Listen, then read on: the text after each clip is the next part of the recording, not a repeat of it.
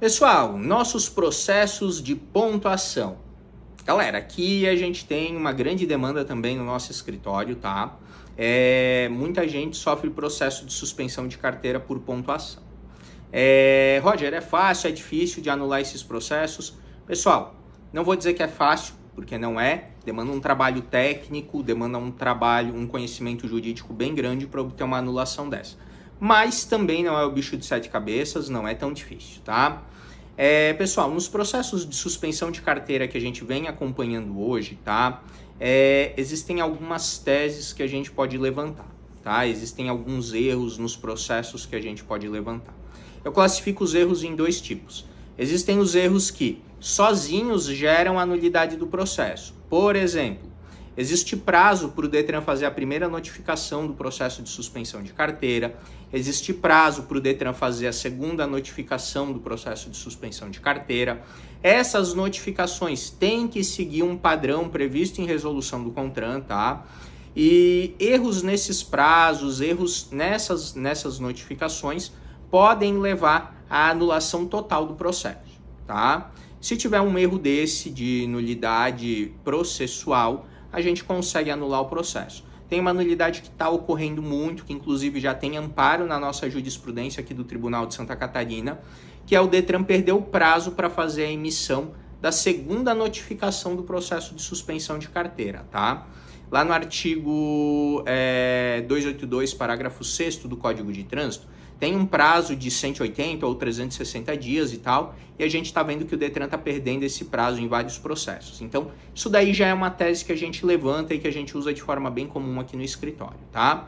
Pessoal, além dessas teses que geram a nulidade total do processo, a gente também pode atacar por outro lado, verificar e encontrar nulidades em cada uma das infrações que estão no somatório de pontuação, tá? Como assim?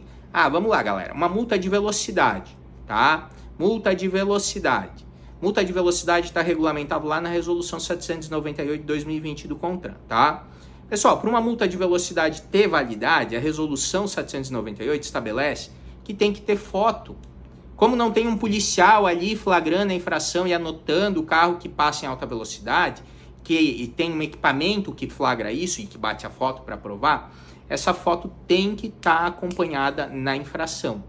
E é bem comum a gente ver nos processos que o Detran aqui de Santa Catarina abre a falta da foto, tá?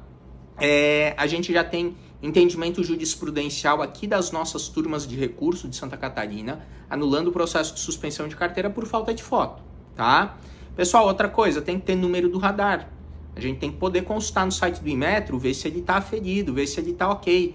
Se não tiver número do radar, tá errado também, tá? Então, pessoal, aí seriam para multas de velocidade. Depois, as outras multas. Pessoal, outras infrações que são lançadas no somatório. Dirigir sem cinto, dirigir manuseando o celular. Pessoal, essas infrações, elas têm que estar devidamente preenchidas como manda o Manual de Fiscalização de Trânsito, a Resolução 985 do CONTRAN, tá? Por exemplo, uma de dirigir sem cinto. Tem que ter a informação de que o policial visualizou que a pessoa estava conduzindo sem o uso do cinto de segurança, ou cinto de segurança para trás, ou utilizando cinto de segurança indevido. A gente tem que ter acesso ao que estava escrito na infração. Para quê? Para poder fazer uma defesa contra aquela infração. Se o Detran não traz esse campo de observações, que a gente chama, no processo de cada uma das infrações, a gente tem um erro aí. Como é que eu vou me defender de uma infração que eu estou sendo acusado de estar no meu somatório, que pode me dar a suspensão de carteira, se eu nem tive acesso a ela? Então é bem comum a gente ver o Detran não trazer a infração com esse campo de observação, e isso acaba gerando uma nulidade também, tá? Pessoal, a outra coisa, infrações do artigo 230 do nosso Código de Trânsito, tá? O que são infrações do artigo 230?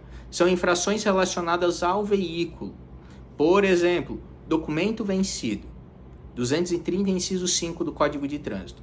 Pessoal, é entendimento da nossa jurisprudência, do nosso tribunal, Tribunal de São Paulo, Tribunal do Paraná, tá? E inclusive do Superior Tribunal de Justiça, que essas infrações ali do artigo 230, principalmente a de documento vencido, são infrações de caráter burocrático, de caráter que a gente chama administrativo. Não podem contar pontuação, tá? Porque não tem a ver com segurança no trânsito. Pessoal, infração de utilizar no veículo som em frequência não autorizada pelo CONTRAN. Essa também entra no mesmo pacote. Não é uma infração que está relacionada com segurança no trânsito.